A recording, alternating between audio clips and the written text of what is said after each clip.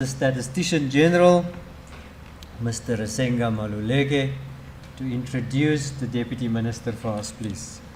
Thanks, SG. Just hold on, SG. Let me just wipe my COVID off here before you come.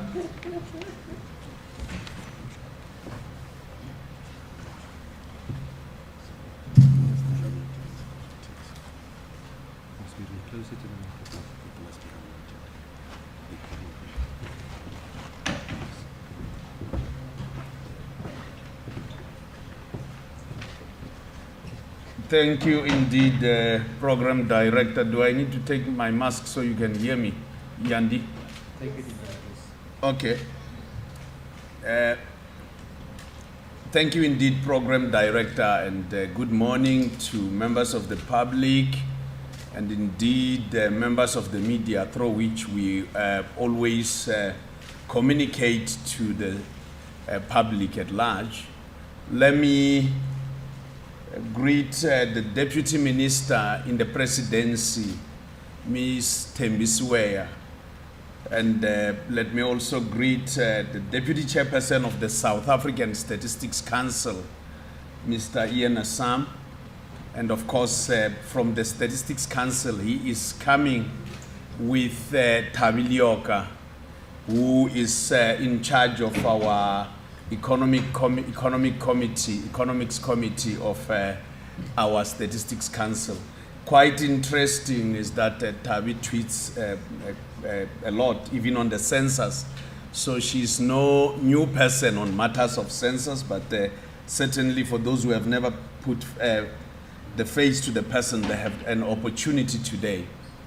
I've been given a very simple task this morning of introducing the Deputy Minister. I will speak later, and indeed, usually nobody speaks after the Deputy Minister, as you will know. Once she has spoken, we should conclude the launch today. But when we were discussing, the Deputy Minister said she has a very important responsibility to attend to, but she will stay with us until her phone rings. If they don't ring her while she's still with us, she's gonna stay with us. So if they ring her and they come and take her away, we must accept that she will have to leave, but at least she needs to have done what she's supposed to do. And we have agreed, as status say, that we must wear more green today, so that call that she's expecting has a green light not to ring until we conclude this program, so that we can have her for the whole session with us. She needs no introduction. She has come out of the ranks of the political party that is governing in South Africa, the African National Congress, certainly having grown through the ranks of the Youth League of the African National Congress. And during her student days, she had a lot of responsibility. She went to Medunsa, the famous Medunsa. She was in the SRC. So she had a lot of responsibilities in the SRC. But amongst other things is that she's a member of parliament, and indeed, being a member of parliament, she's also a deputy minister in the presidency. As you know that in the presidency, the minister in the presidency is Mr. Mondli Gungubele. So she is a deputy minister in the presidency. She has served previously with the late Minister Mthembu, Jackson Mthembu, and currently she's serving in the presidency with Minister Mondli Gungubele. And she has a lot of responsibilities having to do with young people, gender, the girl child, and indeed encouraging participation of our society and indeed of our country to partake in national initiatives. So being an activist, it was quite appropriate that she was asked to come and deal with the launch of Census 2022, because after the launch, when she has launched, we are going to go into that activism mode to get ourselves to be counted as members of the public. And indeed, she is going to assist us a lot more to reach out to other policymakers, not those that are in government, indeed in cabinet, but also reaching out to those that are in parliament so that we can count everyone. Deputy Minister, I invite you to the stage.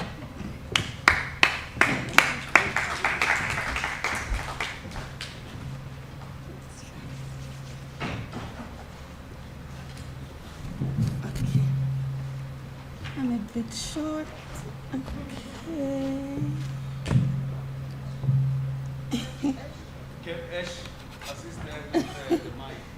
Because I'm a bit short.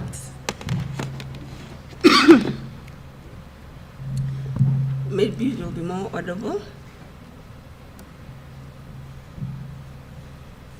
Yep. Yeah, Right. I think it's fine. Yes, thank you. Joe? Yeah, it's fine. Thank you, Program Director.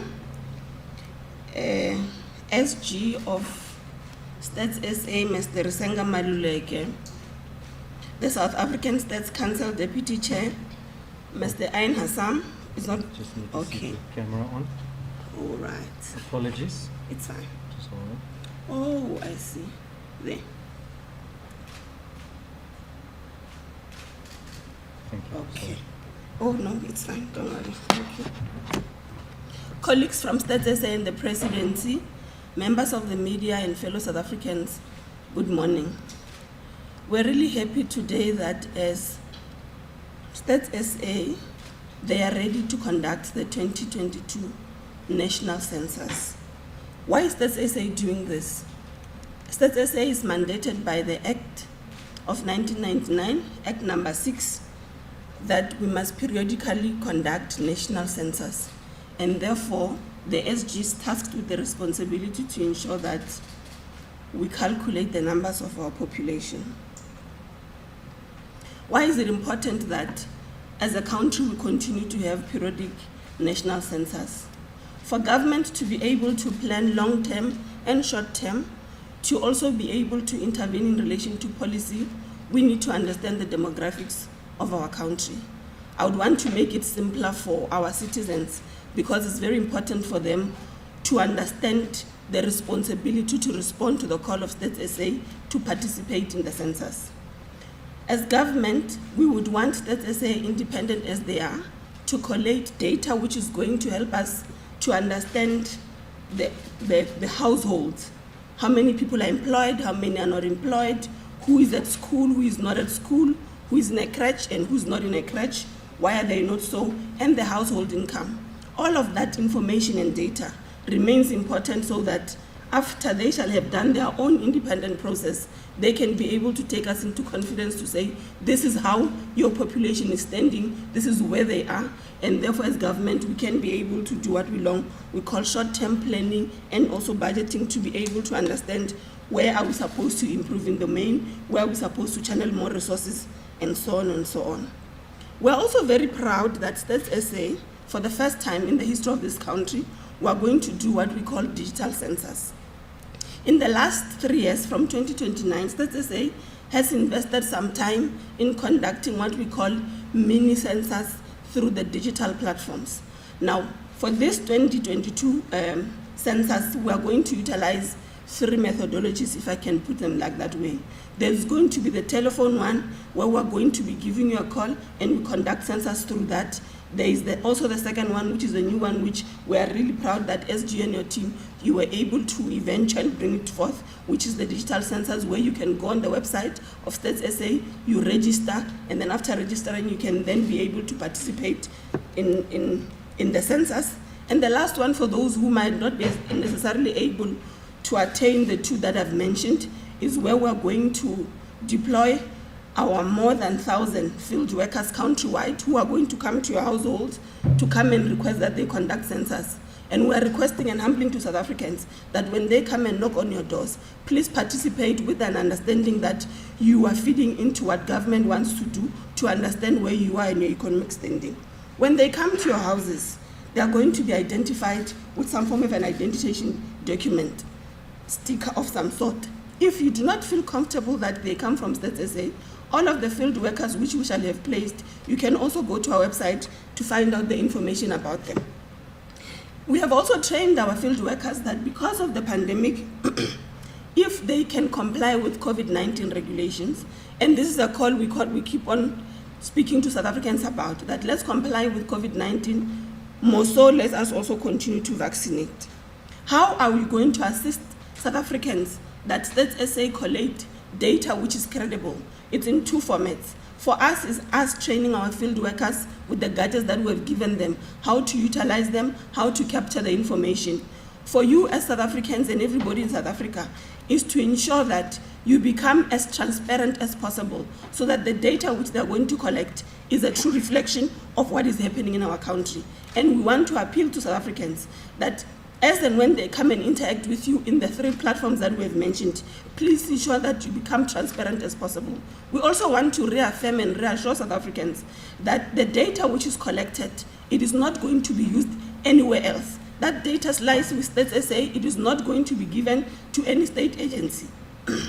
So at no point should anybody feel or worry that if I give them my data, they might want to use it elsewhere. The data, by law, lies with Stats SA and it remains there, and it's meant to come and tell us and the nation where we're standing and what is happening with our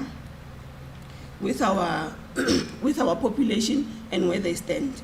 We are really happy from where we're standing that Stats SA is ready to go and conduct the census, and we want to applaud you, SG and the team, amidst the pandemic and amidst the many challenges that as a country we have faced, that from 2019 you have had some time to prepare yourself so that we can be able to go and do the work. We are lastly humbly requesting, and we want to thank you, members of the media, that you have continued to play a role of ensuring that you take this information to our people, and we are appealing to you that let us continue to spread the message of the pandemic, spread the message that our people need to participate in the census in their numbers. Thank you very much.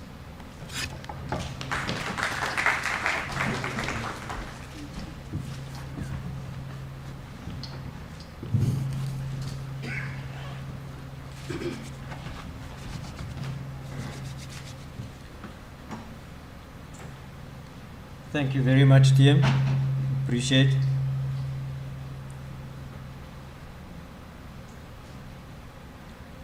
We're now going to have the Census project director who will give us the details of the state of readiness.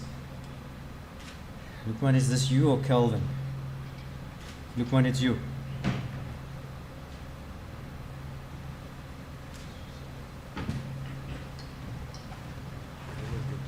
So, thanks. So Kelvin Molongwan is the Census program director, but he's not feeling so well today. So Lukman Umar will be standing in for him.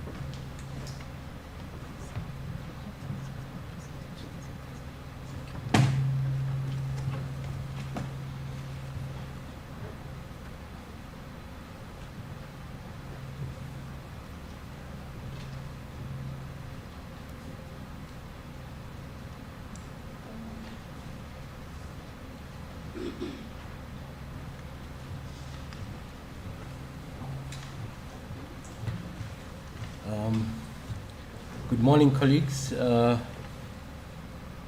think, thank you, Program Director. My responsibility today is just to give you a bit of the background on the census, what we've had over the many years, and where we are specifically today with the launch of the census. If we were to move on to the background and the mandate, as the SG and the Deputy Minister referred to Section 7 of the Stats Act, the Statistician-General must cause a population census. And specifically, the question you might ask yourself is, what is a census? I mean, how would you define it? in many terms, it could be one of two. In many countries, they run a population census only or a housing census. And in some countries, like South Africa, we run them together as a population and housing census.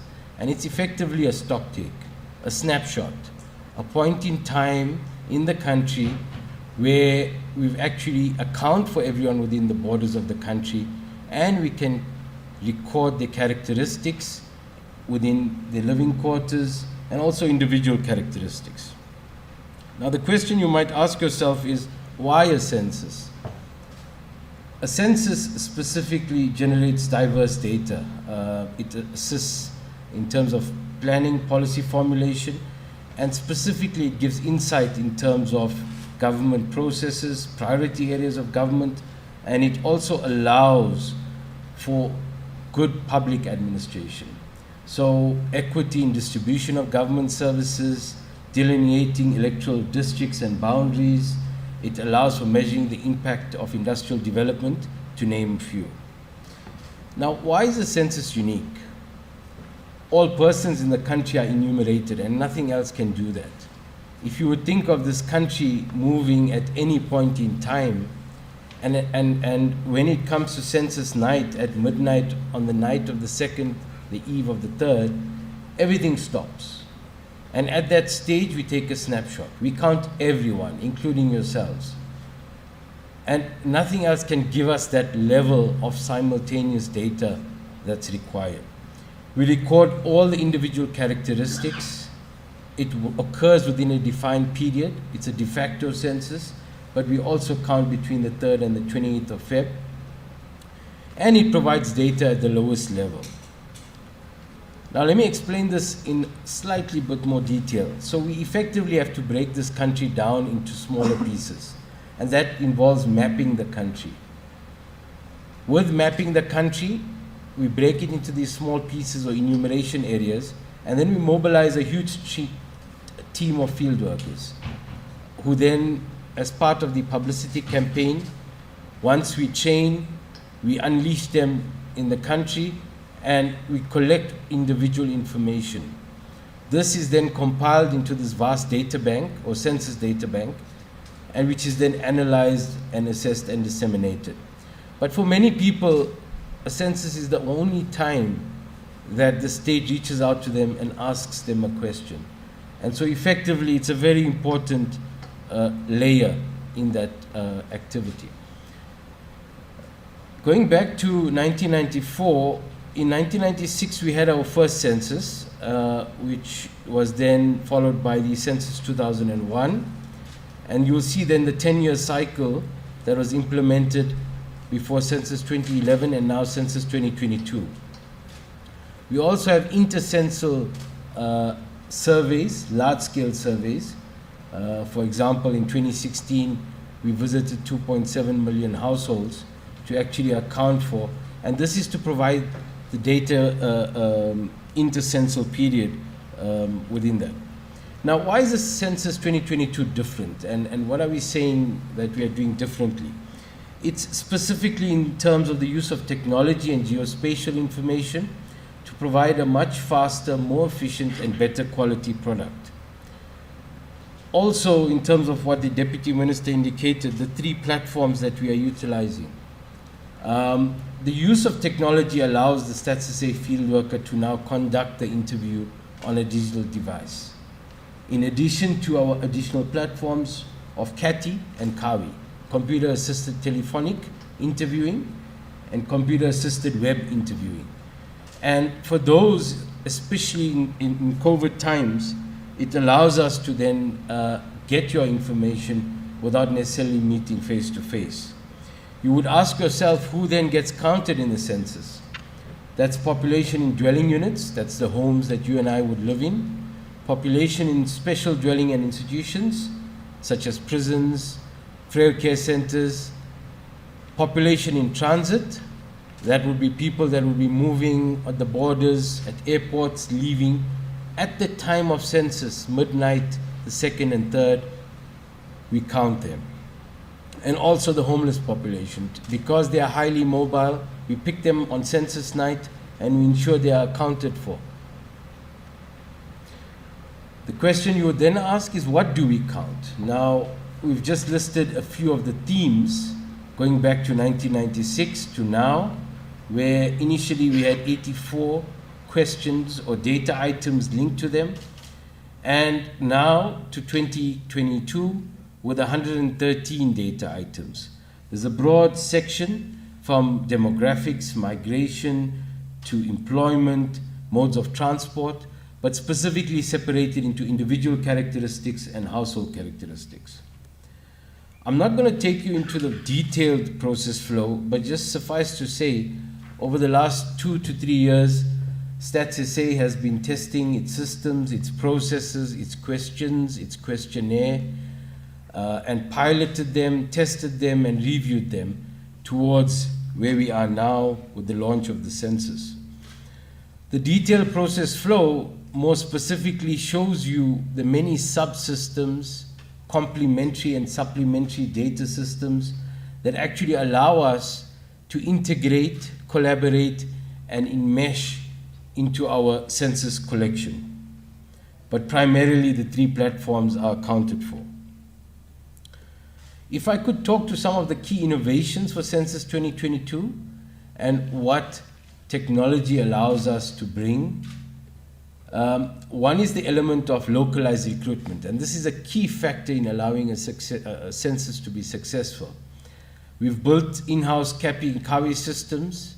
We've allowed with integrated CATI case management, the vehicle and device management, as we have a lot of people moving around at the same time. Also with dashboard reporting systems that give us a snapshot at any time in terms of collection and where we are. And again with fieldworker verification systems to give the public out there comfort that we are actually coming as a field worker. I'm not sure if you can view this, but that's just an example of all our applicants and our field workers, where we actually link them through to their households. We pick them, we could localize them within the enumeration areas and the field worker unit, and it would then allow someone with the local dynamics, with the understanding of the language, with the understanding of gatekeepers who exist in the relevant area, to account for people in the area and assist at various sectors. Now, if I could move on to the baseline timetable and the key milestones. On the 25th of October last year, we opened HR registration. At the same time, we brought on household registration to allow people to account for themselves. We then began national training on the 3rd of December, which concluded on the 15th of December, with provincial training on the 3rd of Jan to the 13th of Jan, into district training on the 18th of Jan. Now this allows us to have a 3-tier mode. I mean, how would you train 165,000 people like that? And with all of this being virtual, with the capability of us also ensuring that whether a COVID alert level or a lockdown level came through, we still could continue on the activities of the census was vital. Once we conclude district training, we then would have our census night next week, Wednesday. And Wednesday night at midnight, we count the key transients and homeless people, and we then start on the 3rd of Feb with our main data collection. All web-based responses will be between the 3rd and the 7th of Feb for CAWI collection, but at the same time, our field workers will then be accounting for everyone with digital devices and knocking on your doors. We then follow this up with a non-response follow-up, at which we then remove the census from the field and bring on the post-enumeration survey. This is to allow us to check the quality and completeness of the census. In terms of the state of readiness, just to give assurance that we are there, we've built our CAPI, CATI, and CAWI platforms to allow online registration and allow multimodal collection. 99% of the systems have been developed internally, and we are also using locally developed applications for the first time. We've also, over the last 12 to 18 months, done rigorous checks with the information regulator, and we've got confirmation of POPI compliance. All information as collected in the census will be kept strictly confidential, and will not be shared with any other body as per the Stats Act and or organ of state. We have enhanced data security measures in place to ensure that. In terms of our achievements with recruitment, we have, largely speaking, 99% of our fieldwork operations officers on board from the 3rd of Jan. That was approximately 4,600 fieldwork operations officers. Since our training began, we have about 90% of our actual field workers sourced and recruited and are currently in training. And they are, as we speak, undergoing the starts of their competency tests. So in addition to the training and logistics, we've also got digital training agreements in place and distribution of close on to 4,700 vehicles to sustain this massive movement of people at any one point. The forward logistics have begun. We've got our fieldwork materials, burbs, bags, caps, stickers, etc., all distributed. In addition to our publicity mechanisms, we've got our advocacy being ramped up. You will see this in your various social media platforms. We've started our boosting. We've got TV, radio, and digital adverts. Billboards are coming up, media integration, activations at toll gates, as coastland and inland schools are opening in the last week, and our gatekeepers are coming on board. A very important part of our fieldworker verification process is the confirmation that someone who knocks on your door is someone who's employed by Stats SA. And so effectively the ID card that you will see will be able to be verified online. You'll be able to confirm, even with a visual picture, of the field worker on our systems to make sure that the person at your door is a Stats SA field worker. Our call center is now operational on a 7-day basis and responding to needs. There has been a few challenges though. We have had some slow uptake on household registration. All households are required to complete registration by the 30th of January. But non-registration does not mean we do not count you. It just means that you will not be assigned remote data collection or CAWI privileges. And so effectively the key part is to ensure that we account and we do not duplicate anyone. We have to make sure we close registration. There have been recruitment challenges here and there, but we have got to about 90% now. And there are still targeted recruitment activities underway. We have had support from our various media platforms, and the citizens of South Africa are taking note. Vehicle distribution and availability has been difficult. Since COVID and the advent of COVID, many vehicle companies have defleeted, and so effectively you find it difficult for a project of this magnitude. But I believe various mechanisms are being brought on board, and hopefully this project will be fully capacitated. In summary, we are ready for the main count. Join us on this journey. #GetCounted. You count. Thank you very much.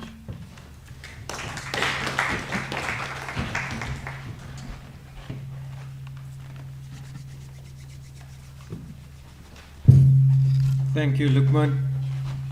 Truly the biggest mobilization in peacetime. I mean, just below 5,000 cars, 17 million households, 148,000 people that we're employing over the next month. 3.2 billion rand will be spent on the census. And the question is why? I mean, why would we conduct such a massive exercise? I mean, if you don't have these numbers, government can't plan. We need to plan for now, we need to know what's going on. But also, if a child is born today, in 6 years that child needs to go to school. So there needs to be schools for those children. In 13 years, the child will need to go to high school. So we need to know where the high schools are. When they're 18, they need to go to university or college. And we need to know whether there's going to be enough. Then at 25, they want to get married and they want to start working. So you need to know whether there'll be jobs or whether there will be place of employment and whether there'll be houses for them. The life expectancy of a child that's born today is about 66 years. So in 66 years, we expect that child to be no more. So then there need to be graveyards. So a census is not just about today and planning now.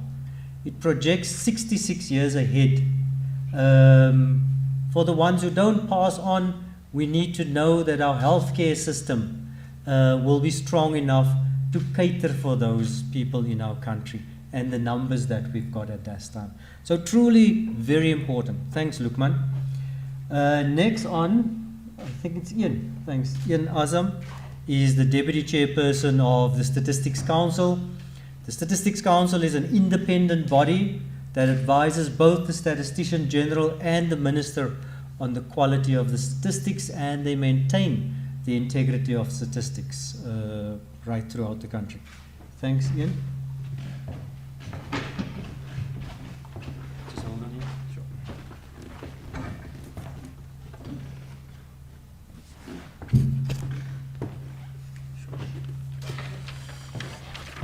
Always good to be reminded of COVID protocols. We are living in uncertain times, and we need to embrace the uncertainty. That's what we're told, and that's what we're living each and every day. Good morning, everyone. My name is Ian Azam. I'm on behalf of Council. I want to just greet you this morning. Let me also greet the Deputy Minister. Deputy Minister, it's always a pleasure interacting with you. SG, again, thank you very much for the invitation. Program Director, thank you very much for inviting Council to this session. I'm not going to take the wind out of SG's input just now. Main thing for me is just for us as Council to signal our support for this important endeavour. SG will speak to, and Lukman has spoken to, the importance of this census for South Africa. I think it's part of all of our responsibilities as citizens of South Africa, as citizens of the world, to support initiatives like this. It's very important, and again, members of the press certainly partner with us to make this initiative a success. We know there are many challenges. Highlight those challenges to us, alert us to those challenges timelessly, and let us then, with the SG and his capable team, then try and address those challenges timelessly. As the Program Director has said, Council exists to provide independent advice to both the Minister as well as the SG. We have a unique sort of role and an opportunity to quality assure the work of Stats South Africa, including the census. So we work with the SG and his team to ensure that the preparations for the census is on track. All the necessary nuts and bolts are in place, and that we are geared and ready to ensure a successful census. And from Council's perspective, we can see that all of those things are coming through nicely. We want to also just partner with everyone in the country, whether they are citizens or not, whether they are rich or poor, women, whoever, children, whoever. Let us work together to make this a success. Let us also try and deal with all of the challenges also collectively. And again, it's up to all of us to make this project a success.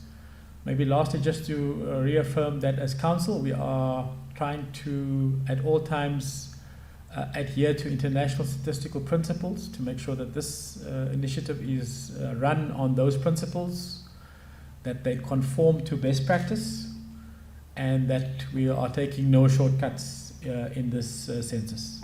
Lastly, we want to also maintain the integrity of the census information and the personal particulars of everyone that participates, and also reassure everyone that we will not we will work towards making sure that the information is safeguarded, as is our role as the Statistics Council, is to safeguard official statistics. Other than that, thank you very much, and we look forward to everyone doing their part in this initiative. Thank you very much.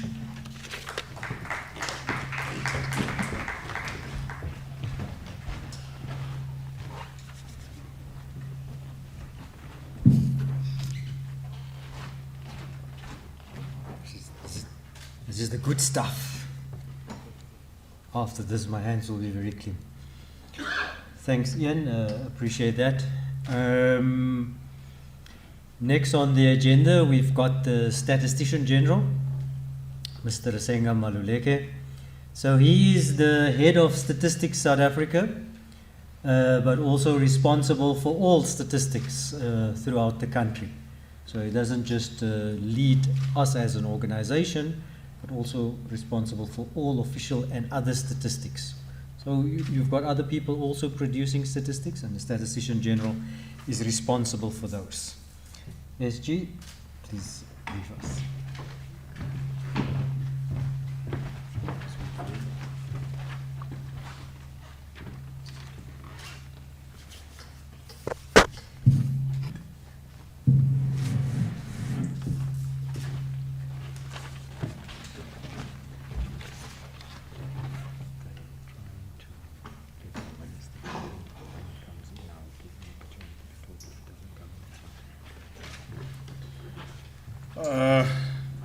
Program Director, Mr. Ashwell Jineka, who is Deputy Director General at Stats SA, and having quite an deputies at Stats SA,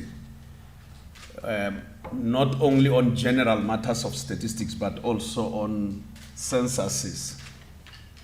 He has a few censuses under his belt. If it was karate, we would say he's headed towards the black belt. But let me mention to the media that when the minister delegated the deputy minister to come and deal with this launch, the issue is that he's held up somewhere. And he has indicated that if he gets an opportunity to free himself wherever he is, he will join us here. And we had an agreement with the minister. I haven't given my input, Program Director. Just want to say a few things. Where Minister and I, that he will echo the message that we are putting across, so that we all move in unison as a country to get counted. So in anticipation, you know, my Sangoma and Mhlawi Lingana told me that the deputy minister would not leave until we have given our input. But my Sangoma in Shoba Shobane also told me that the minister may arrive. In case he arrives, let us note the minister in the presidency in absentia, and indeed note the deputy minister in the presidency, Ms. Tembisiweya, who has given us the input. And let me note again the deputy chairperson of the Statistics Council and other members of the Statistics Council, as well as members of leadership at Stats SA, and indeed staff members and members of the public. It's critical that even when we sit here with Minister, I mention Stats SA separate from the responsibilities, the political responsibilities of the Deputy Minister. Because while we are in the presidency, and always every government department needs political cover on administrative issues, on our methods and operations, we are independent. And the most interesting thing is that even when we conclude any operation, we release it equally to everyone else. So the Deputy Minister sees those results when we release them, including results of the census. She's going to receive them equally with everybody else. Let me mention, now getting straight to my input, that we meet usually at the United Nations General Assembly, United Nations Statistics Commission, General Assemblies for the heads of state and government. So as statisticians, we meet at the United Nations Statistics Commission every year. And there will be one end of February, beginning of March this year, which we will miss as South Africa because we are conducting a census. When we meet there, we agree on programs. One of the programs we have agreed upon was the 2000 round of population and housing censuses, which has gone and passed, and the 2010 round of population and housing census is gone and passed. Currently, we are in the 2020 round of population and housing censuses, which means that from the year 2015, everyone who is conducting a census until the year 2024 will form part of that rubric. In the previous round, Africa's 54 countries accounted up to 50, with an exception of the Central African Republic, with an exception of Congo DRC, with an exception of Eritrea, as well as Somalia. And Somalia had a large-scale sample survey.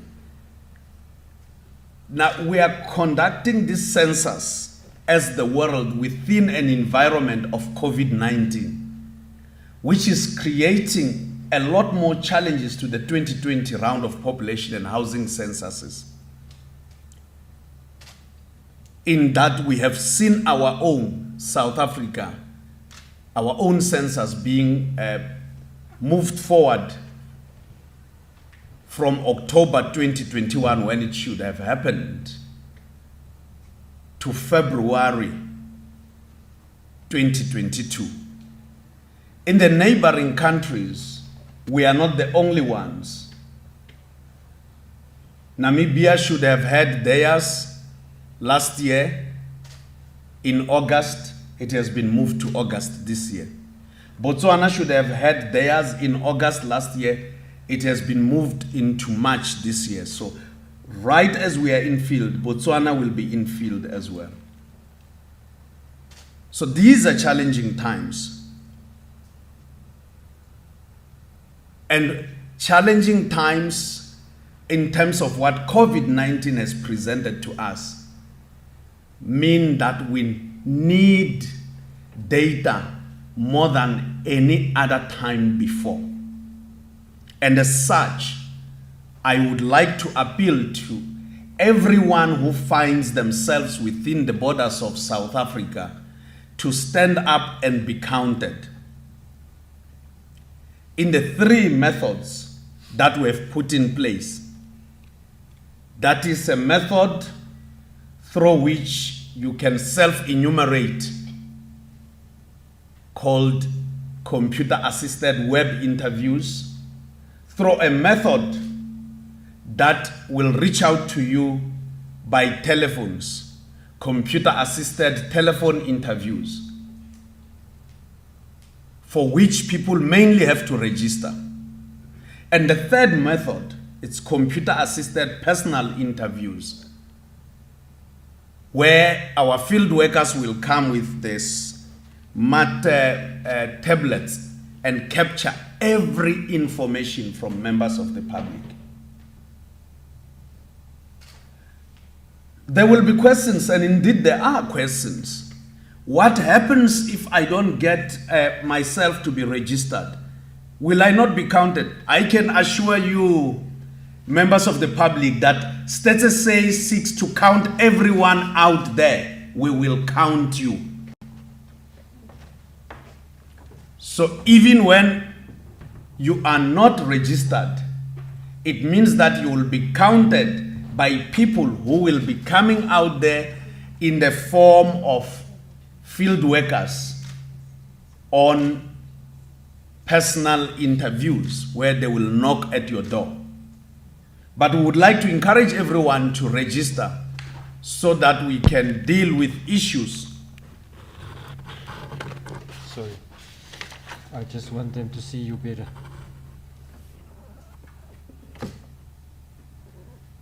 Is that better?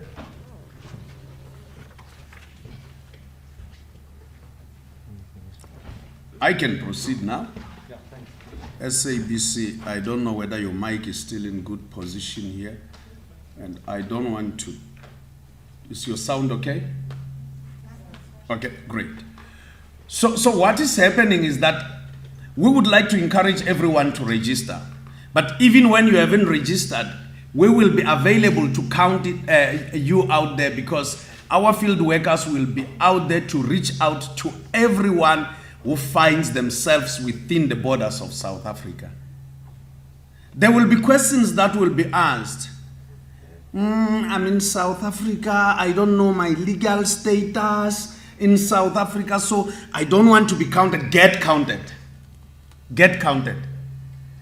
We are, at Statistician say, we are not encouraging lawlessness, but we have a responsibility to count everyone who finds themselves within the borders of South Africa, legal or illegal. Because when they are here, while they are busy sorting out their legal status and they are busy interacting with law enforcement officers on their legalities, they are using resources, electricity, water, and the like. Sorry, Chief, now I'm being destructive. I moved it the wrong way.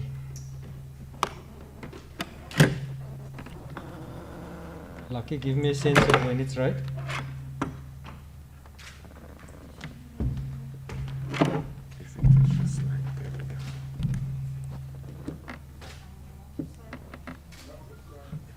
Is it fine now?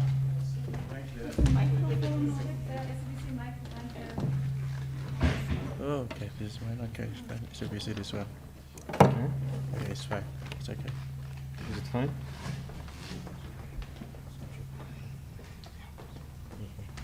Sorry.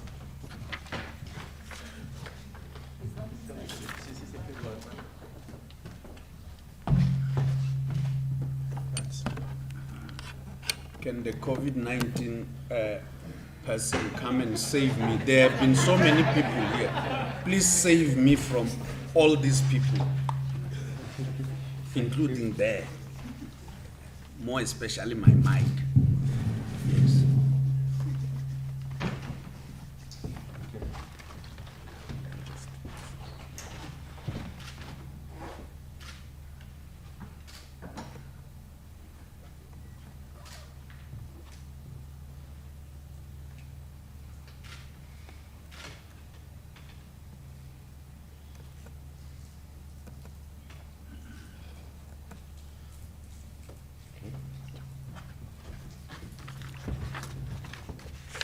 Well, this is how censuses are conducted.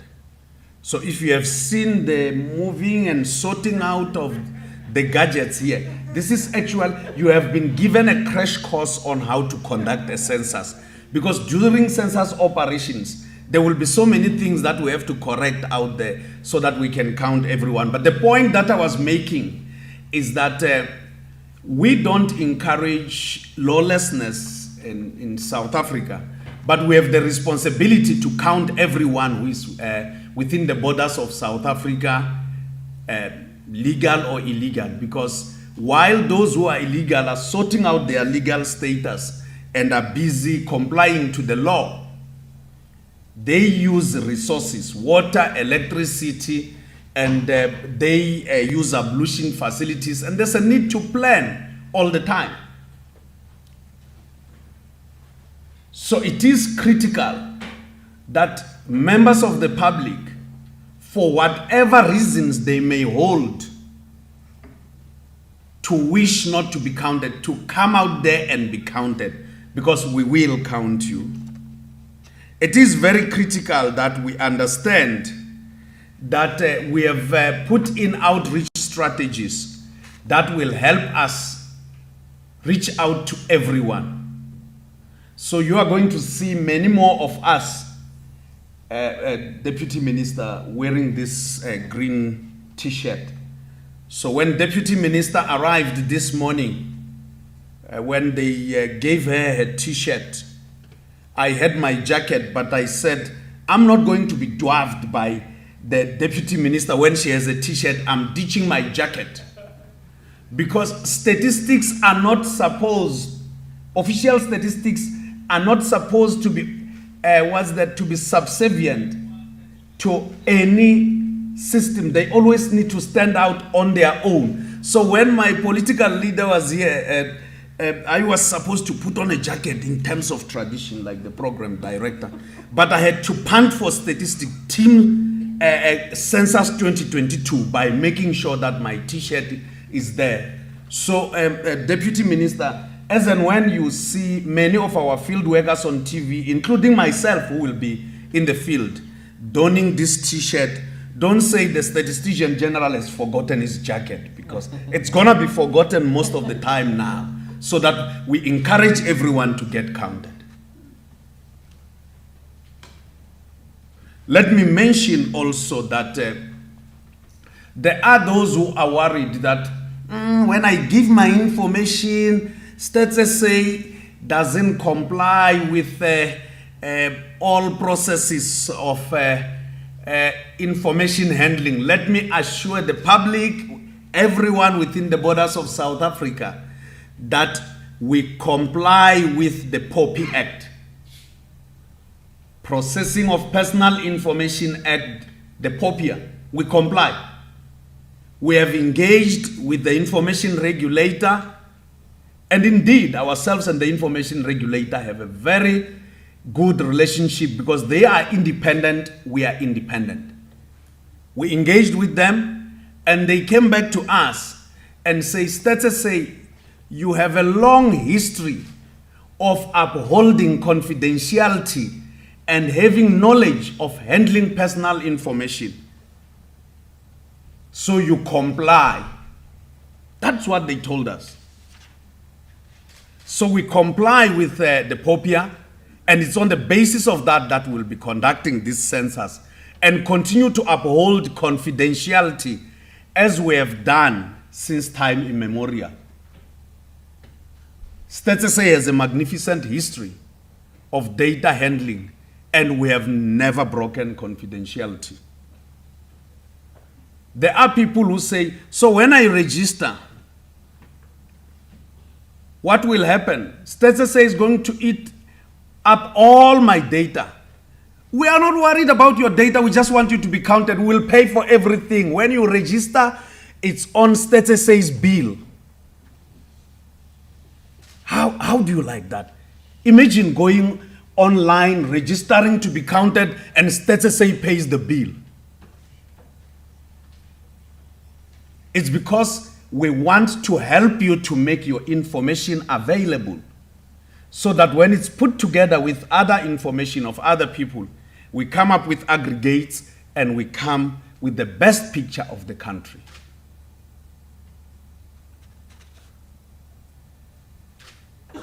This is the first African country to run a census out of its own systems. We have designed everything, and we are prepared to put this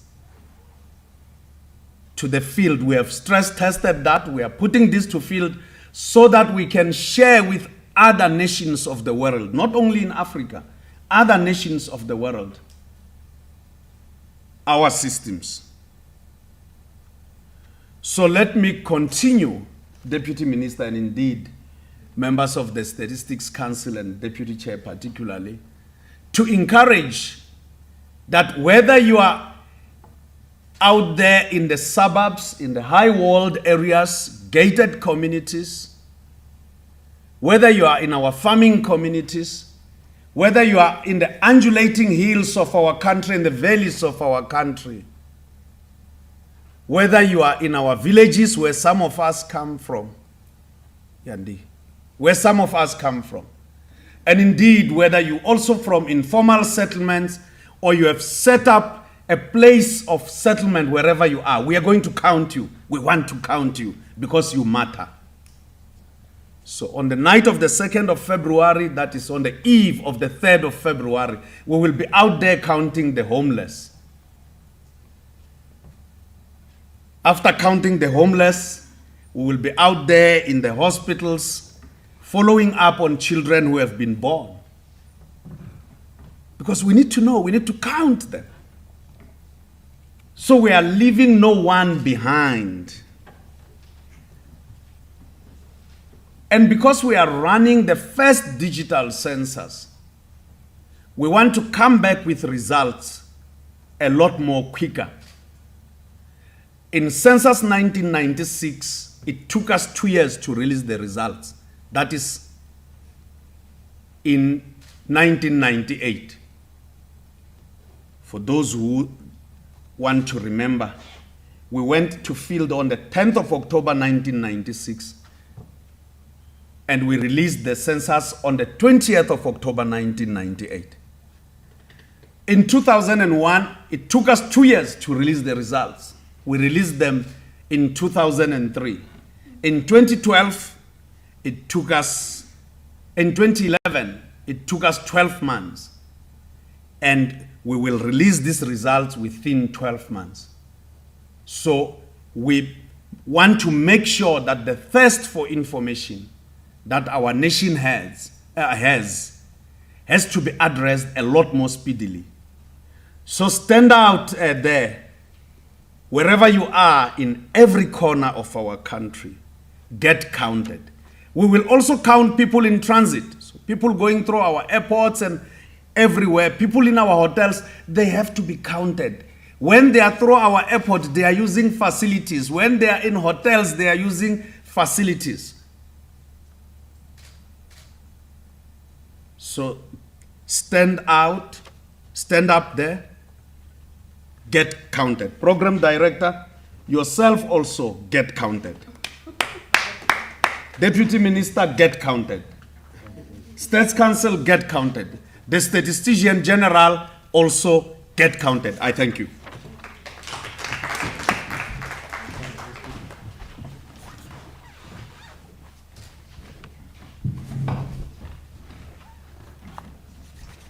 Thank you, SG. Very important that everyone gets counted. And remember, this is not for government. I mean, government does use the data, but this is for everyone. Businesses will use this data, small businesses, entrepreneurs.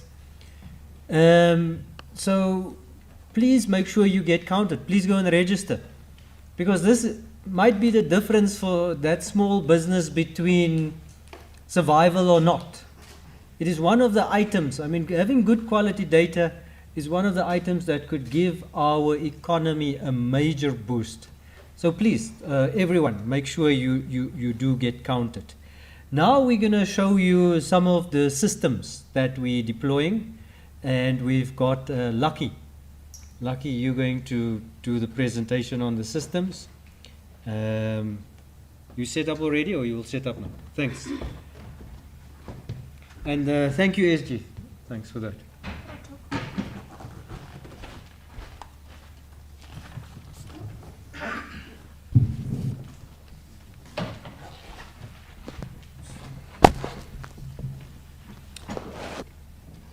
Good morning, everyone, and thank you, Program Director.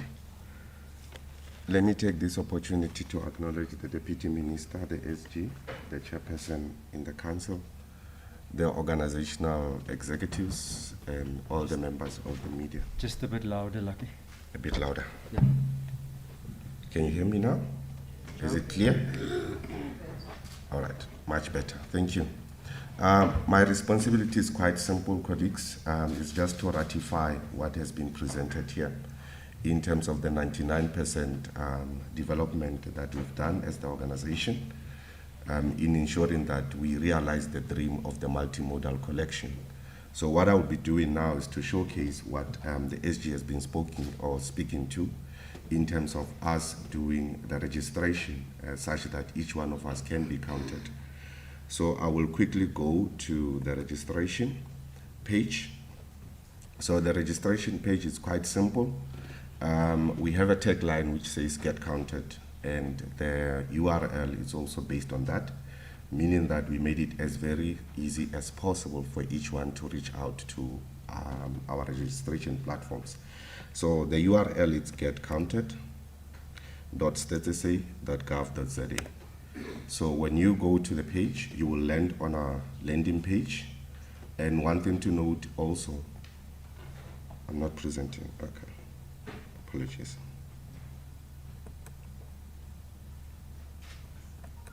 I can just quickly do that.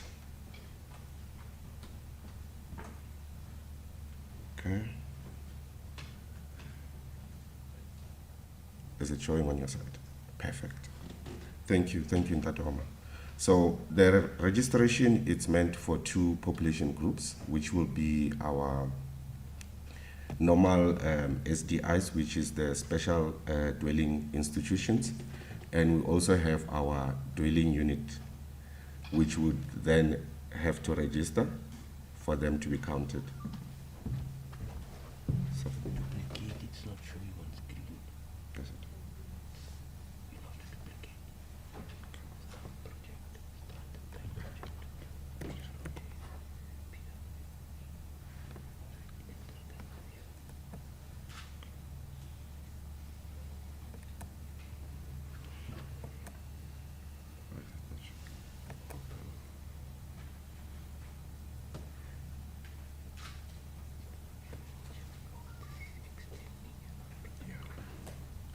So it's going to be.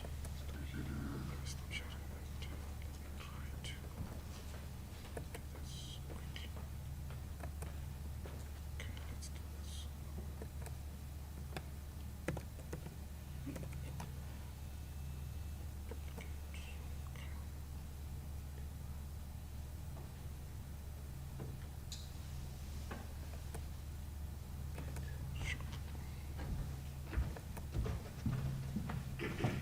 Okay, apologies colleagues and members for the technical glitch. Okay, as I was saying, there are 2 population groups that can register on our platforms, which will be the normal population, which will be our household population, and also our SDIs, which is the special dwelling institutions. So when you get to our platform, you have the opportunity to click on register. And when you click that, you will be presented with 2 options, which the first option would be your dwelling units, which is the normal household that you can register for. And the second option would be the special dwelling institution, which would be your SDIs that the SG was talking about, the people in the barracks, the people in the hospitals that you can register for. But for the purpose of this demonstration, I will quickly do the normal household registration, such that the public can have confidence on how to register on our platform. It's quite fairly easy. You click confirm, you will be presented with a page where you are expected to give your personal information. In your personal information, one thing to note, I would then do a registration on behalf of my mother, because I've already registered to be counted SG. So the platform would not allow me to register again. Then I would then go Majadibodi, which is my surname, and I will then use the option of getting the OTP through the SMS. I will then opt to be counted using the Kawi, which is the online. I will also then enter my cell phone number and then confirm my cell phone number and then enter my email address and then confirm my email address. One thing to note is that when you are doing what we call a proxy registration, meaning that you would want to register on someone's behalf, you would then select, are you registering on behalf of another household, meaning that me as Lucky, I'm registering on behalf of my mother, who I would like to be counted using the online platform. I would then click yes.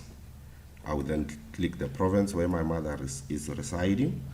I will then click the district.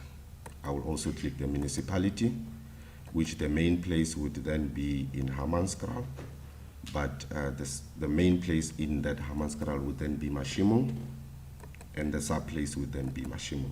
Then I will click next. In terms of security, just for security purposes and also to ensure that we are collecting the correct data, we have put in measures. You will then receive the one-time PIN on the number that you used to register. I will then enter the one-time PIN that I've just received on my cell phone, and I will then click verify. Okay. Then it's also validated, meaning that if the one-time PIN is incorrect, the system will not allow me to use the incorrect one-time PIN. Then when you click verify, it will then take me to the next page. When you click on this page, what we expect the public to do, as we can see, we have the 3 bars. The first bar is to get the personal information. The second bar is to get the address. And the last bar is what we call unpicking, and I will explain what that means in a short while. Now I will then try to search my mother's address on our platform. It will then pick up, because this is mostly a rural area without the formal address, it will pick up the sub-place as I'm typing in. It's also trying to assist you with an autocomplete. What I will then do is I will click on the sub-place. Then I will see the points that are in that area. On top of each structure, you would then have a point. That point would represent where you reside. All you need to do is just to navigate to on top of the structure and click on the point. I will then look for the house of my mother, which I know is right at the end, and I know the type of the roofing. Then I will then click on top of it.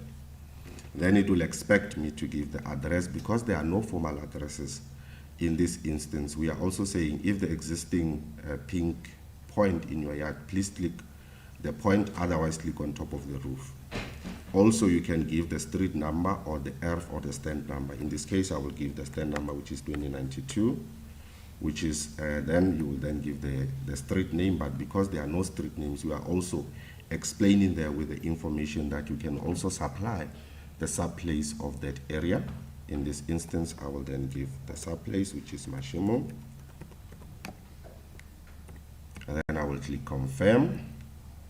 Now I'm just one step away from completing my registration, such that I can be counted online at the comfort of my couch, or at the comfort, yes, counting my mother at the comfort of my couch. Now, here we are talking to the issue that I will talk on later on, which is the third part. We are trying to locate your household such that we are able to can send you a unique link. That is to ensure that each and every one that we count through our platforms, that is the correct household. So that term, we term it internally unpacking. So I think in Census 2011, it used to be called listing, but I cannot confirm SG, I was not there. So, but now that we are on unpacking, you just need to say this is a standalone house. You have the different types of structures that are listed for you. So if you are in a high-rise, meaning a block of flats, you can select a block of flats.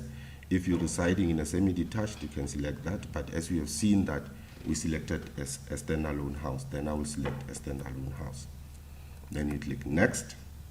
After you click next, it will then present you to say, select the structure on the list. If not, you can select on this box. But because the house is the main house and it's listed, I will just click on that box. Then I will click next. Then it will ask me how many households are in your dwelling unit, meaning we are trying to check how many households are residing in that specific dwelling unit. So we call this probing. So we're trying to probe even when we do this online. So in this instance, it's just a one household where my mother resides. Then I will click next. Now you are one step away from completing your registration. So in order for you to complete your registration and for you to can receive the link for enumeration, you need to confirm the information. So you just click confirm and then you click finish. Once you've clicked confirm and finished, you will be provided with a reference number and also a message that says to you, your link for enumeration will be sent in due course, meaning that from the period that Ntato Omar was talking about, from the 3rd to the 7th, we'll be issuing out links for each and every unique household to can then do their enumeration online. We will also be giving you a reference number that you can use to contact our call center should you experience any challenges with your registration. So, Program Director, that is the end of our demonstration on the registration. It's quite easy, fairly simple, 3 steps: personal details, address, unpacking. You are done with your registration. All you need to do now is to wait for the link that will be provided for you to do self-enumeration. I will then move to the second part of the demonstration, which is just to demonstrate the household questionnaire. which I will then request Sunny Boy to join me in front with the tablet. So what we are going to demonstrate, it will then be what our field workers, what we will demonstrate is what we call Kawi. Hence we said we have 3 modes of collection being Kawi, Kati, and Kapi. Now what I've just demonstrated now is what we call Kawi. So Kawi is a web interview that you can do at the comfort of your own time. And what I'll be demonstrating now, it will be Kapi, which will be what our field workers will be using on the field. And one thing to pride ourselves is that with this first ever digital census that will be conducted within the borders of SA, this is also our own internally developed application, which has been tested through our testing phases that the previous speakers were speaking to. We are quite confident that we will succeed. So I will just connect the tablet and then do the demonstration quickly.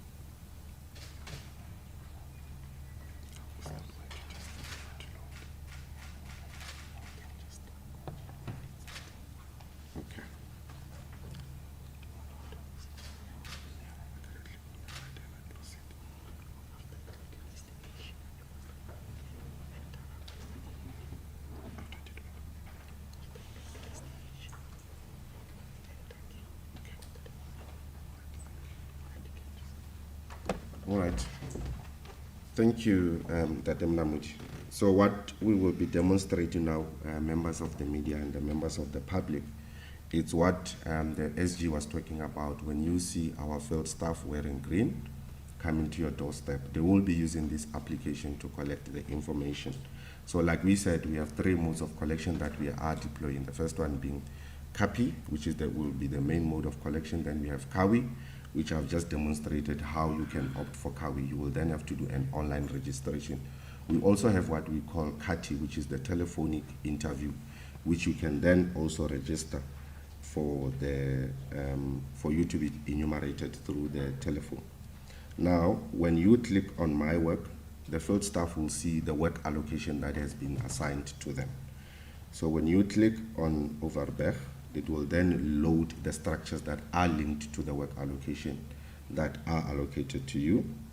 Then when you click on that, you will then see the total number of households. I think I have spoken to this on the Kawi side of things. If one can see, you can already see that our applications are more interlinked. So the process is more or less similar.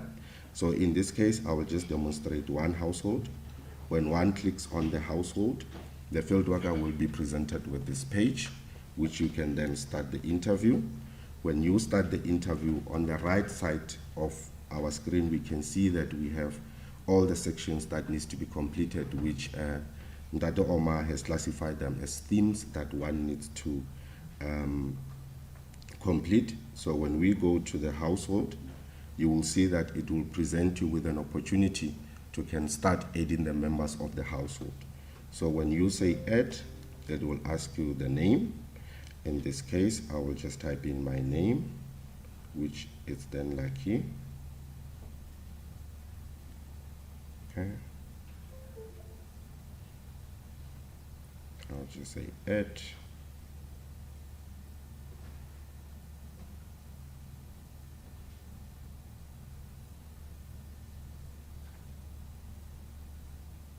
Okay, paste my name.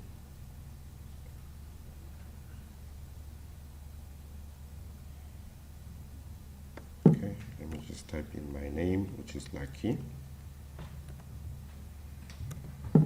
Because of the projection, it expects me to use the laptop and the tablet at the same time. Then I will just say okay. Then you are presented with the first member of the household, which is Lucky. Then you can click on Lucky. Then the flow of the questionnaire, it has been made as simple as possible, such that our field workers are able to follow and collect the quality data that we are expecting to use. So it will ask you the question, what is Lucky's surname? Then Lucky's surname would then be Majadibodu. Then you just type in Majadibodu. And then the next question that will be asked, it will be, what is Lucky, is Lucky male or female? Then you can select Lucky is male. Then you can scroll down, and then it say, what is Lucky's year of birth? We also have the controls and mechanisms that are built behind our systems to ensure that we collect quality data. For an example, if I were to type that Lucky's age, Lucky's year of birth is 1800, and I would try and move, which it's most likely not the year that it's validated, it will then say the year of birth must be between 1892 and 2022. So meaning that you cannot enter any year that doesn't exist. So I will then go back and say Lucky was born in 2000, and then Lucky was born in the month of January, and it will also say what is the day that Lucky was born. You will just say 06, and it will say what was Lucky's age. So as you move away your mouse pointer to the next one, the system will automatically calculate the year. You do not have to enter the year. So those are the built-in controls and mechanisms that we have that are running behind the system to ensure that as the organization we collect the quality data. I will then move swiftly to the next section, which will then say next. Then we will then move to the demographics section. And then I will just quickly complete the question, the section. But Chairperson, I will just demonstrate the two sections just to show how the system is functioning. I will not go to the end of the questionnaire in the interest of time. Even one section is enough. So as the Chairperson is saying, I think, colleagues, to this point, we have demonstrated the applications that we are currently having deployed to do the Census 2022, which will be the digital census. And we are quite ready as the organization to can go out there and embark on this momentous task that is we are faced with. Thank you, Chairperson, and thank you, colleagues. Thanks, Lucky.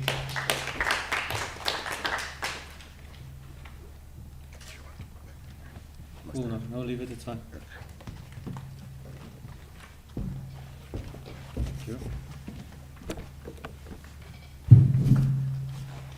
Thank you. Thanks, Lucky. So the point is, it's easy to do this stuff. I mean, everyone can register, everyone can fill in the questionnaire themselves if they want to. If you're concerned about crime, if you're concerned about COVID, and you don't want people to come to your household, please register and choose the CAWI, computer-assisted web interviewing. So it says I'll self-enumerate. I'll enumerate myself. I'll fill in the form myself. Or you can choose the other one, which is called CATI, computer-assisted telephone interviewing.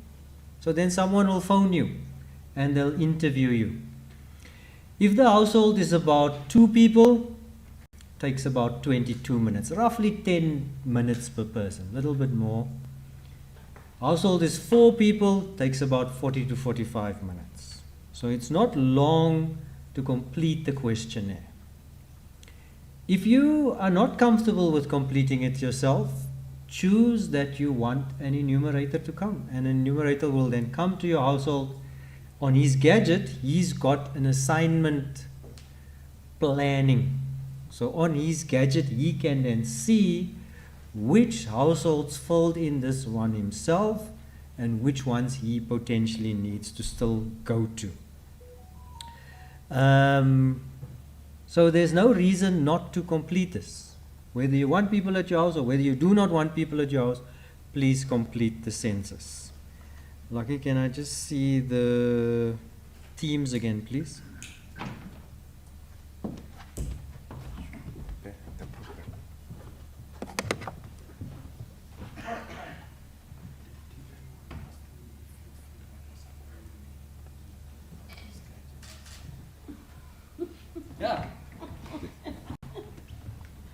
You want this? Just the teams. Oh, the teams. Teams. Let me end my projection. Or let me just try to do it here. Just open that one. I'm sure that the minister is not online. Okay.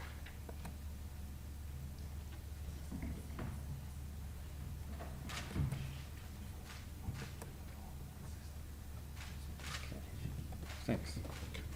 Thanks, Lucky. The Deputy Minister was asking whether all the enumerators will be male, because I keep talking about his gadget, his gadget. I should say that no, not all of them are male. There's a mix of male and female, so it's his, she's gadget. Next, we've got, am I right? It's the panel discussion. If there's any questions? Yeah. Panel is in front here. So I'll control it from here and we'll, by the show of hands, see if there's anything that needs to be clarified. After the panel discussion, there'll be an opportunity for interviews with the Deputy Minister and the Statistician-General or the Council in case you need to ask any questions. There's also opportunities for a photo shoot. We'll do it in front of the we'll do it in front here so that you've got the branding at the back. By the show of hands, if there's any questions. Yes, ma'am? Let's start with you. I would just like to ask a few questions around the field workers. The first being whether the recruitment process differed in any way from the process used back in 2011. Thank you. And if you could just briefly please explain the selection criteria that was used for this year's census, as well as whether or not you have seen reports that we have received from Rebecca Status A offices, where we've seen a number of people queuing to try and seek employment there, whether you've noted that in other parts of the country, and just commenting on what you have seen around the country, as well as how many applications you've received, because we see that you have selected 165,000 field workers. And lastly, we saw a statement from Stats SA where you extended your closing date to try and accommodate the matriculants after they had received their results. So whether they form part of that 165,000 or were they deployed in other positions. Thank you. Thank you. Lukman will join us in front. We'll have the operational ones for him. Yes, sir. Just your name and where you're from, and then your question. Thank you very much. My name is Francis Dimo from SABC TV News. My question is for the Statistician-General. I'd like to find out, because there was a few wrong a week ago when schools were opening, where kids could not be placed at schools. They couldn't find any schools available. And the minister conceded that, because of fast development that's happening in urban areas, they literally have to chase the parents that have the kids in order to develop schools in areas where these parents are. So with the census being 10 years, does it not have shortcomings in terms of addressing such issues as this in terms of schooling for the kids and the likes like that? Should it not be reverted back to 5 years, every 5 years? That's my question. Thank you. Let me see. Let me give Temba a chance online. Temba, can you go for it?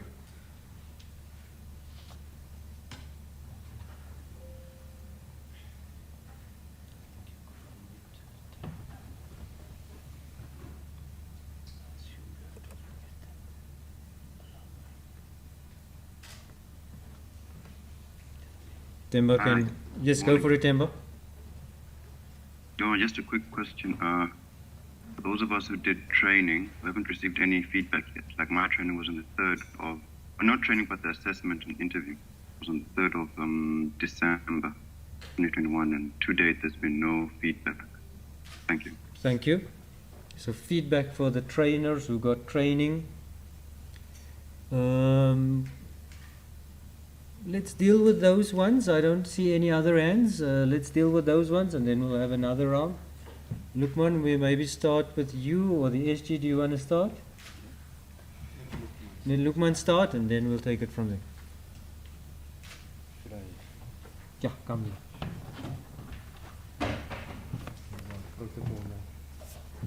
He's abandoned us. Sorry, I missed the second part as I was coming on stage, but in terms of the field workers, the process around, has the process differed? In principle, no.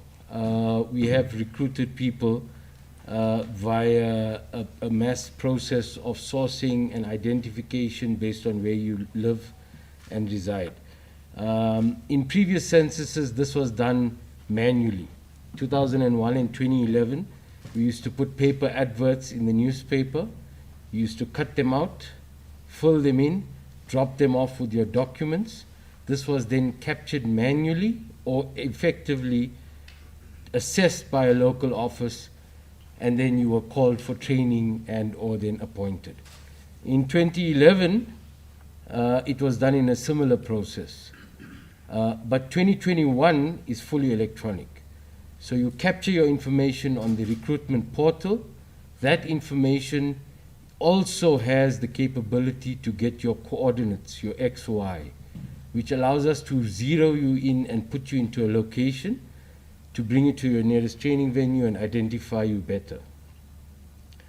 What then happens once your information is captured, and we're currently sitting at somewhere around 720,000 applications received on our system, we then undertake a process of criteria to source. So HR officers skilled in the process of recruitment and sourcing then contact you directly via SMS, identify your availability, whether you are ready to be trained or undergo training. And once that process concludes or you respond, you are then invited, you sign a training agreement, and that training agreement then allows you the capability to use a tablet. You allocated that tablet, and we then move on from there into training. Training is then fully virtual, run on a Teams platform in multiple training venues online. In terms of, as you said, I think you indicated there were few people coming through to offices. It even occurred here. Generally speaking, what used to happen is also by word of mouth, we used to get a lot of people coming through confirming if they were called or not. There were also some technical delays in the SMSs through our network provider, and that also caused a lot of people to come through at the same time when you heard your colleague was being called, etc. But generally speaking, we have allocated most of our tablets and people. Currently the gaps are being sourced or covered.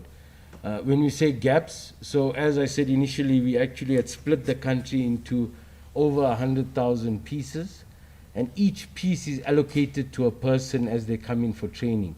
And what happens thereafter is that they then align. Once you train, you undergo an assessment, and then you are given a piece of land to actually, within the borders, to count within. And so that process is now currently underway of filling in some of the gaps, and that will conclude shortly. I think the second question, okay, the SG will respond to that. The third one was relating to, I think, the online question, feedback. I think we'll have to follow through on that respective case, but in most cases, the local HR officer will be able to assist in provisioning the information at hand. Thank you. Thanks, Lukman. SG on the 5-year one. Just so that the applications were online, but in rural areas where we know we had problems, our office would go out and do targeted, what Lukman calls targeted sourcing. So you know, because in the system you can now see which enumerator areas are already covered and which ones are not covered. And for those ones that's not covered, you would go out and then you would source them through our offices. SG?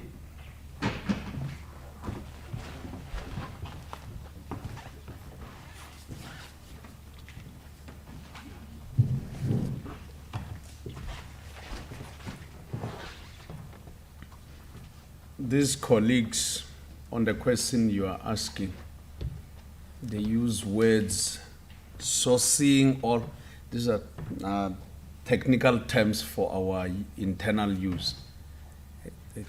The whole issue we have to address has to do with recruitment.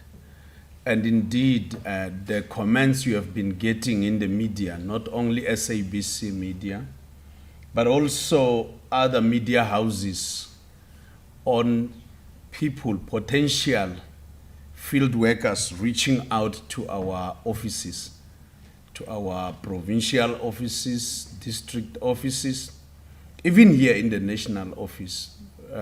You will have seen when you come in, there were so many cars, far more than usual when you come in. But also further, right at the back, we have a lot of people, particularly from neighboring communities here in Tshwane, who have reached out to us to want to get their recruitment and their potential recruitment being addressed. So one is that the number of people we have seen in our district offices is that you have people who have applied and you have people who have never applied, who, with an understanding, learning from a relative or a friend, thinking, yes, I'm going to get a job. So they go and flood our offices. And this has always been the case. During sample surveys, as well as censuses, the fact is traditionally we have been recruiting people and dealing with issues on paper in our offices.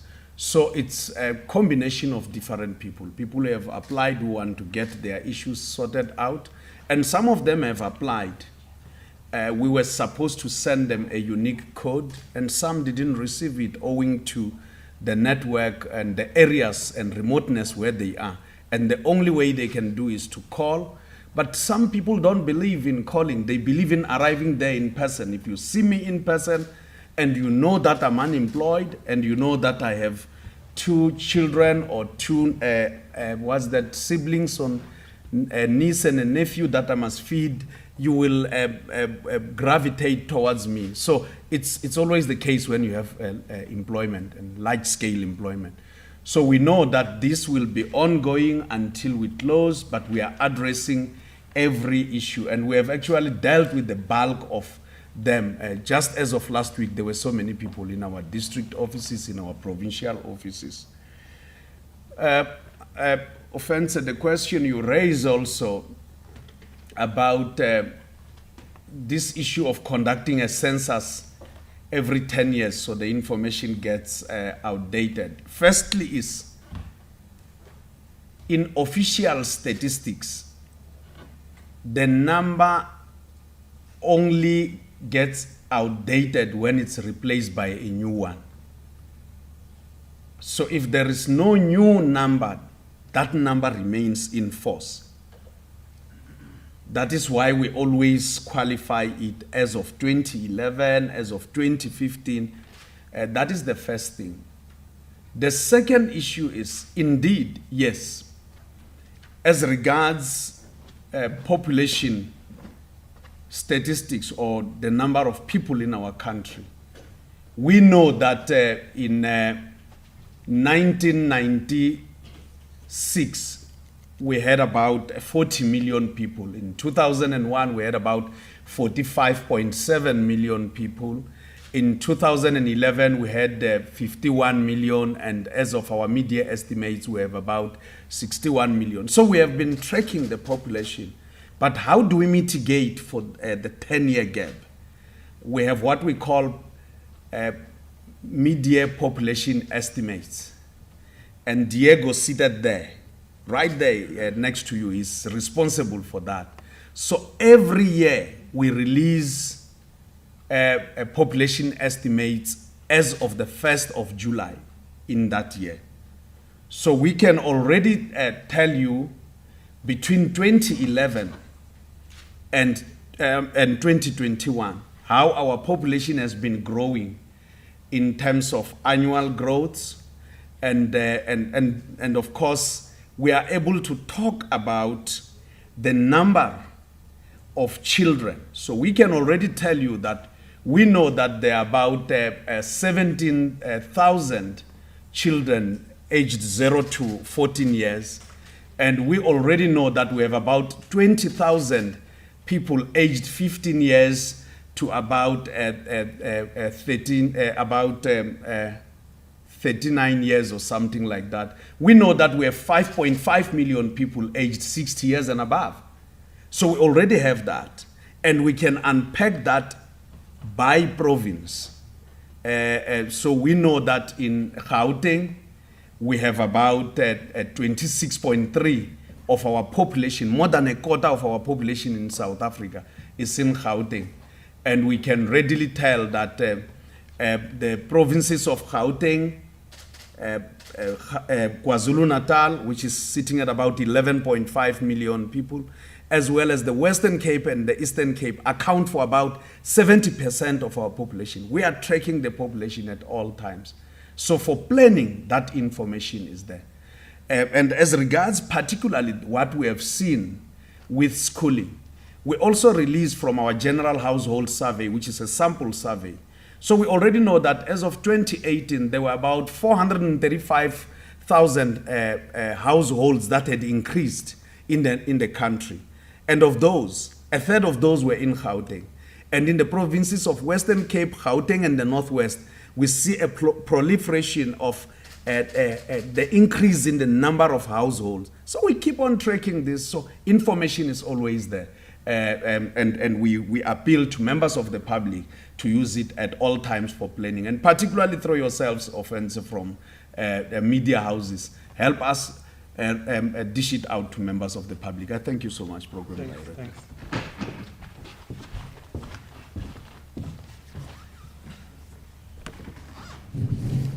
So there's a question around the census has only got males and females and no other. So why is that? Nosipo Shabalala is the acting Deputy Director General in charge of social statistics and censuses. She'll just responsible for the content. She'll give us a why that is.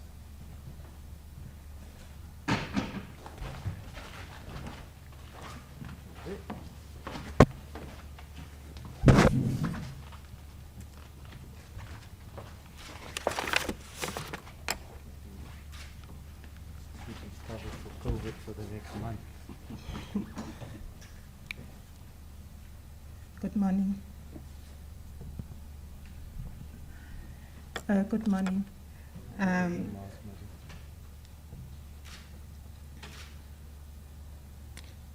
Okay, the sex question in the Census 22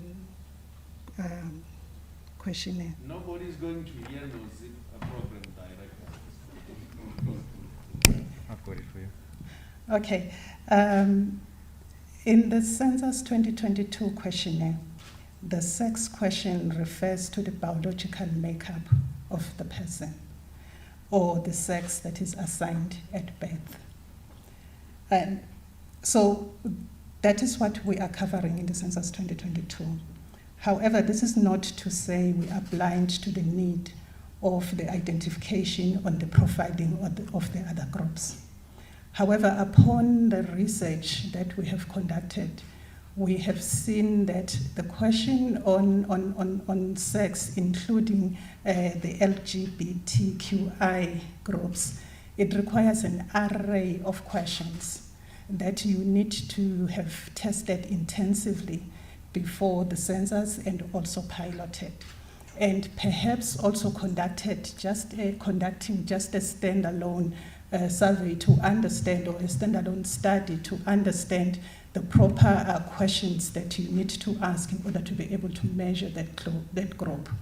So in the post-census period, we are now going to continue with the research and the development of the questions that are directed to measuring that group and profiling them, as well as testing and piloting, so for the inclusion of this group in the next census.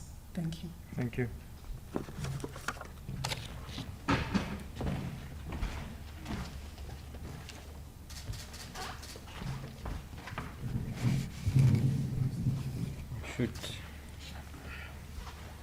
All the sanitation I should be covered for the next month.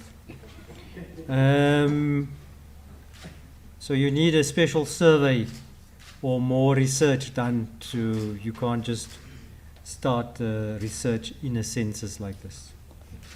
Okay, any other hands or any other questions? Yes, ma'am. Go for it.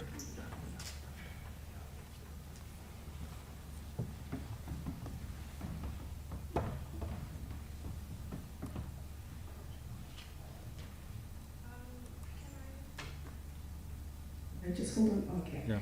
Can I just get the estimation of the number of people or applications that you had received, as well as where matriculants that you've recruited would fit into the recruitment process, as well as now that you have plans to go electronic and hand out your gadgets to the field workers, have there been any safety or security concerns with regard to them going out into areas and the likelihood of any theft of those gadgets, as well as their personal safety, just measures that you have taken to ensure that? Thank you. Okay, Lukman will take that one. So the numbers to date, that's 132,000, I suppose, Lukman. You've got it. Okay. Thank you. Okay, yes. So the estimation of the numbers of people, as I report, but the actual applicants that we've received for example, if a matriculant would have applied, is the 700,000 that we are currently seeing on our recruitment systems. In terms of where a matriculant would fit into that process, so as we indicated, the initial recruitment drive concluded on the 30th of December. It was then extended till the end of this month. And an applicant, be it, we don't really even, as long as you meet your criteria and in terms of what you submit, would be in the database and would be assessed equally amongst anyone else who applies, you or I. So once you meet that and you submit your information, so yes, you're a matriculant, you're a citizen of South Africa, you have A, B, C, D, the system dynamically runs through that and then assesses and says you are called for training. Are you available? And then we communicate appropriately in that space. In terms of your safety and security concerns and the likelihood of any theft, one could even say it's a fact of life that one has to look at measures around that. And the current tablets that we have are very well secured. Everything that it's currently built within the tablet runs within an encrypted network. These tablets are also fully secured with digital tracking systems. What this means is anytime it moves, even when it's stationary, it tracks like you would get in a vehicle. That information provides us with breadcrumbs and so forth. Also, these devices are fit for purpose for census primarily. So they have no value otherwise. If anyone gets this tablet, it cannot be used to put games on, do anything else. It only works for census collection, and so by their very nature, they are locked down. But that's the device side. In terms of in our previous community survey where we rolled out 13,000 tablets, you will get losses, damages, theft, whatever that is, but those numbered about 100. And so nominally speaking, one would get fieldwork replacement units that would easily be able to cover the gap. That's not to say it's not going to happen. So Stats SA and the Census Project has already met with NatJocs, the ProfJocs, with the National Joint Operations. We've set up specific relationships through South African police services in areas where, as we know, this country is always on the move and there's always issues. We do have support from the various security areas in the country. We do provision the ability where field workers are escorted, they are supported in areas with the various types of challenges that they come with. What we have with the ProfJocs and relationships around that is that as we see hotspots, whatever it may be, where the field worker feels that challenges or their life would be threatened or in any other way, they would then get the relevant support. We can bring this on, and this is monitored on a daily basis, 24 hours a day. In addition to that, we do have known areas where you have problems, and we bring on board guides. Guides who are actually, and hence why the main reason why we want someone who's from the area. They know the challenges. They also know who are the community gatekeepers. Who can help me count this area? Who can help me count this collective living quarters? Be it a hostel, be it this, be it an area that's enclosed. And once they activate the guides, the local, provincial, and district office brings the guide along to say, can I come in? Will you allow us to count? Open up, set an appointment, and as such, it makes things a whole lot easier, and the country gets counted. Thank you.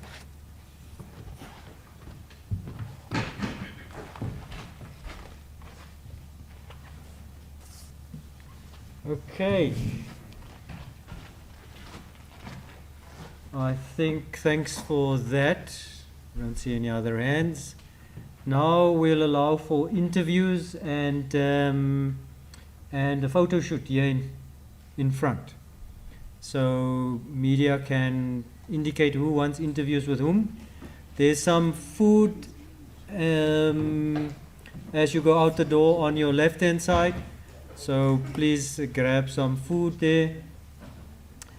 The EXCO members that's here, please join and council members, please join the Deputy Minister up in the SASHA boardroom afterwards. Do the photos first, and then we do the interviews.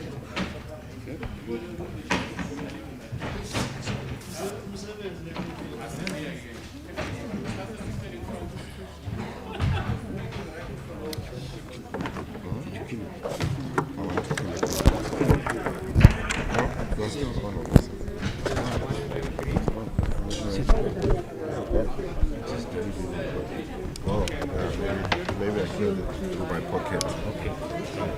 Thank you. Thank you. Thank you.